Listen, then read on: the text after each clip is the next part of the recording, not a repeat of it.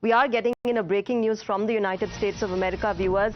The United States has withdrawn from the UNESCO. Secretary of State Marco Rubio has issued a statement.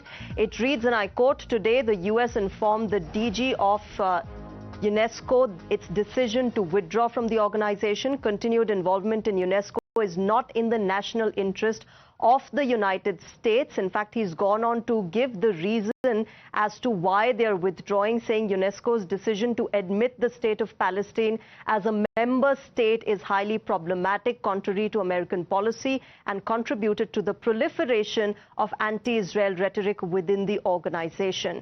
Sushant Sareen, once again, under the Trump presidency, U.S. has withdrawn from UNESCO.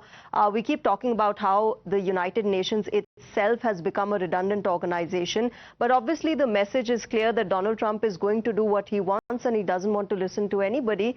He will want others to toe his own line and his vision. Yeah, look, Shreya, it's not the first time that the Americans have withdrawn from UNESCO. I think they've done it in the past as well. Yeah. And then they rejoined and now they've gone out again. Now, this is the Trump administration. They actually think they run the world. To some extent, they do in terms of the financial power and the kind of control over financial institutions that the Americans have. But, UNESCO is neither here nor there. I think it's the larger message which is going around in the world that multilateral framework under which countries were operating is now becoming redundant, or at least the Americans have no use for it.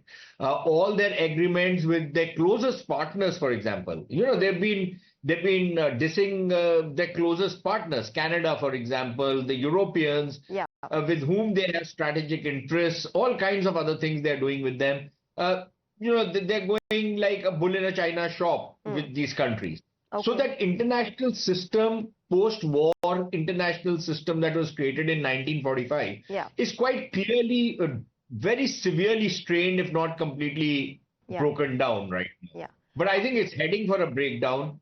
And this is just one of the examples of what's happening now. Well, not that Trump really cares about the breaking down bit, but we leave it there. Thanks very much, Sushant Sareen, for joining us and sharing your thoughts with us on United States of America and how, of course, Trump has been unable to end this war and therefore all the bullying, all the withdrawal that you see from various organizations.